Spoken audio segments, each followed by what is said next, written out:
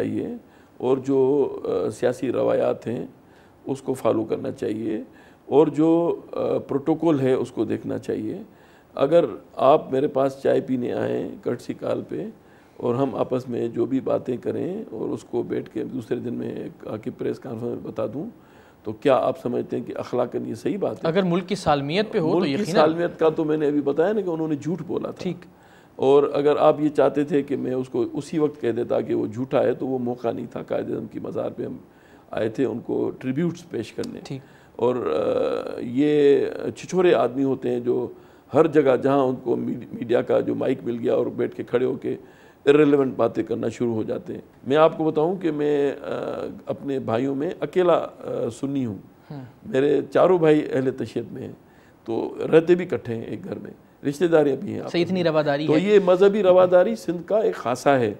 और मैं आपको बताऊं कि ये मुसलमानों को लड़ाना और भाइयों को आपस में ज़बान की बुनियाद पे, रंग और नस्ल की ज़बान पे लड़ाना, ये किसी अच्छे आदमी का काम नहीं है। जो भी आदमी सूबे में अदम इस्तेहकाम पैदा करना चाहता है अपनी कमअक्ली की वजह से, अपनी बदनीयती की वजह से, किसी के कहने पे या अपनी बेवकूफ़ी की वजह से, वो अवाम का कभी भी दोस्त नहीं हो सकता। सियासत का मैदान खुला हुआ है। आप आज ये इलेक्शन आएंगे जब, उसमें भी हम इसी तरीके से अफाम तफहीम से इलेक्शन लड़ेंगे, इकट्ठे इलेक्शन लड़ेंगे, ताकि हम जमहूरियत को मजबूत करें। इस जमहूरियत के लिए हम लोगों ने कुर्बानियाँ दी हैं। पीपल्स पार्टी की क़यादत की, पीपल्स पार्टी के कारकुनान की कुर्बानियों से किसी को इनकार नहीं है। आपके बदतरीन दुश्मन भी इस बात का कम से कम एतराफ़ करते हैं कि आपकी कुर्बानियाँ जमहूरियत के लिए, पाकिस्तान के लिए बिलाशुबा बहुत हैं।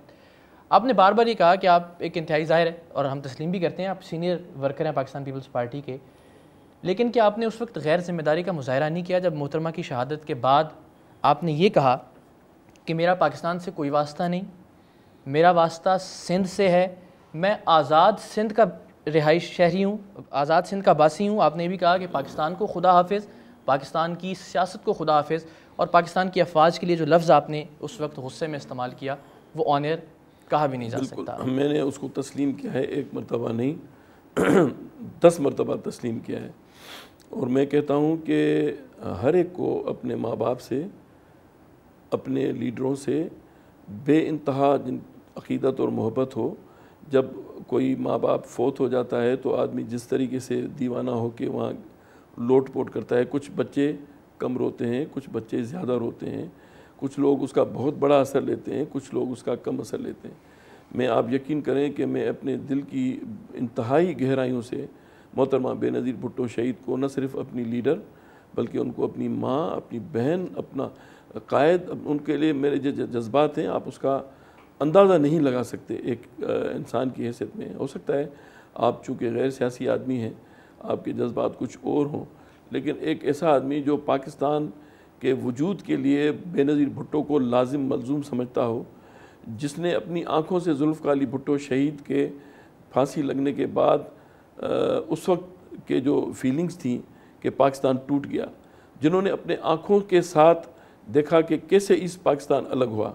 देखिए, मुल्क जो हैं वो कुरान शरीफ में नहीं लिखे होते, मुल्क कुरानी सहीफ़ा भी नहीं होते, मुल्क हम लोग बनाते हैं।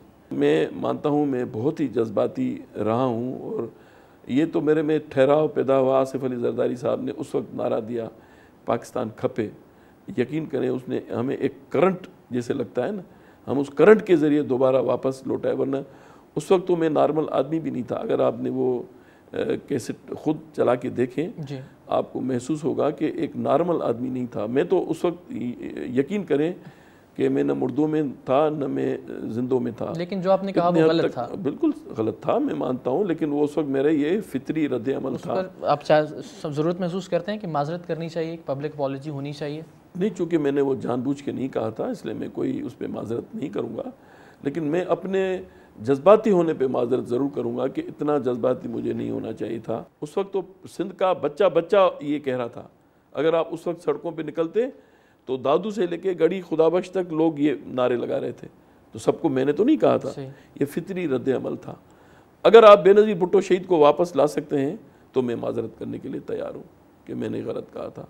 मैं अब भी कहता हूँ कि अगर पाकिस्तान को अगर इस किस्म से चलाया जाएगा तो ये पाकिस्तान इतना अहम नहीं है जितना हम इंसान लेकिन फिर सब एक बच्चे में, एक सिंध के आम शहरी में और पीर मज़हरुल हक में, उसके जज्बात में, उसके सोचने के अंदाज में, मुश्किल हालात में ख़ुद को कंट्रोल करने में कुछ फ़र्क तो होना चाहिए। बिल्कुल होना चाहिए, लेकिन मैं कहता हूँ कि मैं पीपल्स पार्टी का बहुत ही, मेरी फीलिंग्स भी वही थी, मेरे जज्बात भी वही थे जो सिंध के आम आदमियों के थे, और मैं उस वक्त भी अपने आप को कारकुन समझता था और मैं भी उनकी तरह सोचता था और ये करता था। आज भी मैं इसी किस्म के ख्यालात रखता हूँ, लेकिन चूँकि हमें अभी आसिफ अली जरदारी ने बहुत ही बिठा के सियासी तौर पे उन्होंने हमारी तरबियत भी की है कि नए हालात के मुताबिक आपको अपने आप को मोल्ड करना पड़ेगा। और मैं अब भी कहता हूँ कि पाकिस्तान को अगर महफूज रखना है, पाकिस्तान को अगर चलाना है, तो उसके लिए हम सबको मिलजुल के, और ख़ास तौर पे जो इस्टेब्लिशमेंट कहलाती है उसको चाहिए कि वो पाकिस्तान के आवाम से मजाक नहीं करे। इस्टेब्लिशमेंट का मजाक जारी है अब भी? आप समझते हैं कि अब एक ब्रेक? मैं समझता हूँ कि शायद ब्रेक लगी है। मैं समझता हूँ कि सबको अकल आई है, अगर मुझे अकल आई है तो उनको भी अकल आई है, आनी भी चाहिए। और मैं समझता हूँ कि मीडिया को भी थोड़ा रिस्पॉन्सिबल होना चाहिए। हम सबको मिलजुल के पहले अपने मुल्क के बारे में सोचना चाहिए कि ये मुल्क अगर चलाना है तो उसको सही तरीके से चलाएं, जैसे महज़ब मुल्क चलते हैं। ठीक है। और सब आखिर में, अगर आप नाराज़ ना हो तो एक ज़रा मुख्तलिफ नोट पे, आपने बार बार हमें कहा कि हमें रिस्पॉन्सिबल होना चाहिए, मीडिया को ज़िम्मेदारी होनी चाहिए। एक सीनियर वज़ीर की हैसियत से, एक सीनियर रहनुमा की हैसियत से, आपको भी लगता है कि ज़िम्मेदारी का एहसास होना चाहिए उस वक्त जब उस असम्बली के इजलास में, जिसमें इस गरीब कौम के एक एक मिनट के लिए लाखों रुपए लगते हैं, आप फराह खान का एक प्रोग्राम देख रहे थे, आपको लगता है कि थोड़ा ज़िम्मेदारी का एहसास हम सबको करना चाहिए?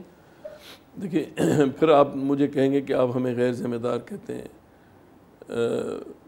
आजकल के दौर में आईपैड जो है वो एक नई टेक्निक है जो मेरे जैसे बड़ी उम्र के आदमी के लिए नई चीज़ है जी।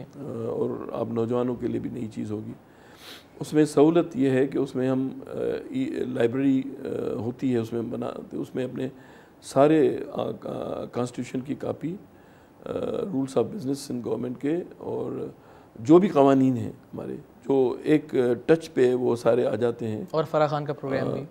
फराह खान के प्रोग्राम अगर मुझे आप जुल्फ़कार मिर्ज़ा वाला कुरान शरीफ देंगे तो भी मैं उठा के कहूँगा कि मैं मजाक में कह रहा हूँ। मुझे पता ही नहीं था कि वो उसमें इनबिल्ट यूट्यूब है। अच्छा।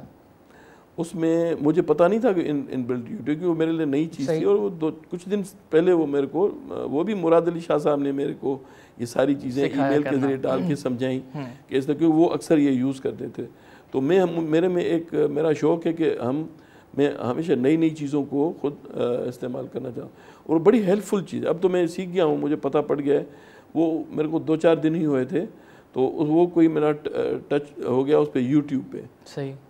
तो मैंने उसको बंद करना, मुझे आ नहीं रहा था कि इसको मैं बंद कैसे करूँ। वो एकदम से आ गया, उसमें बार थी साइड में, उसमें आपने फराह खान का नाम भी मुझे बाद में पता पड़ा। वो फिर मैंने देखा कि वो कौन है। वो तो एक बड़ी लहीम शहीम खातून है। उसका वो कोई करण के नाम से कोई काफ़ी शो हो रहा था, वो उसका इंटरव्यू कर रहे थे। अब अगर वो मुजरा है या वो कोई इंटरव्यू को आप डांस बना दो, इतना भी मेरा बैड टेस्ट नहीं है। और आपका नहीं, इतनी मालूमात तो पीर साहब आपको हैं ये बिल्कुल मैंने बाद में मालूमात की ना कि ये चीज़ें। तो बहरहाल वो, और लेकिन मुझे ये बताएं, मैं कुछ भी कर रहा था, ये अखलाकी तौर पे सही है कि किसी की प्राइवेसी को इस तरह से जूम करके देखा जाए? लेकिन आप नहीं, आप एक पढ़े लिखे बाशऊर आदमी की हैसियत में आप मुझे ये सब जवाब दें, ताकि नाजरीन ये भी देख लें कि आपके ख्यालात क्या हैं। देखिए, ना तो ये मुझे बताएं कि ये मुनासिब है। मैं इस पे कोई कमेंट नहीं करूँगा, लेकिन मेरा ये ख्याल है, आप सिर्फ ये बता दें कि मैं आपका कोई अभी SMS करें, मैं बैठ के उसको किसी तरीके से भी मैं पढ़ूँ, अखलाकी तौर पे ये जायज़। लेकिन अगर वो कानूनी तौर पर गलत है, ऐवान में बैठकर आप नहीं ऐवान में बैठकर मोबाइल फोन का, आईपैड का इस्तेमाल, उसकी तो मैंने वजाहत की। उसको वो कोई फरिश्ता नहीं था, उसको पहले ही पता पड़ गया कि ये करेगा। आपको ये समझते हैं आप? उसको पहले ही पता पड़ गया कि ये होने वाला है, तो इसलिए मैं पीछे जूम करके देखूँ। आप ये बता दें, सिर्फ ये बता दें, मैं आपका ये SMS पढ़ूं, आप समझते हैं कि सही? लेकिन ऐवान में मोबाइल का इस्तेमाल, अगर ये SMS पढ़ें वो समझते हैं ऐवान में मोबाइल का इस्तेमाल दुरुस्त है? मोबाइल नहीं है, ये आईपैड मोबाइल। आईपैड पे ये जो सारी मैंने आपको बताई कि ये किताबें डाली हुई हैं। आईपैड देखने का मकसद ये है, मेरी उम्र के लिए ये जो आप नौजवानों में आदतें हैं SMS और इस तरह के डांस वांस देखना, म्यूज़िक सुनना, मुझे उसका कोई शौक़ नहीं है। सही। मेरा शौक़ जो है वो किताबें हैं, और दूसरा मेरा शौक़ वो था कि मैं वो किताबें जल्दी से देखूं।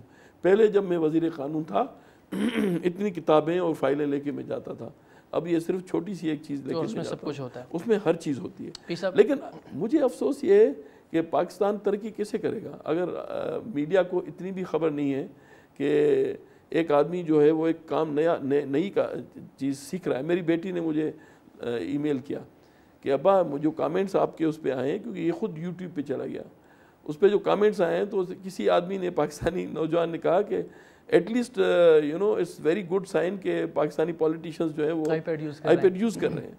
तो उस बच्चे का ये पॉजिटिव उसका ये तो कमेंट हमें मुस्बत सोचना चाहिए। भी साहब बहुत शुक्रिया, आपने वक्त निकाला। Thank you very much sir. था। Thank you.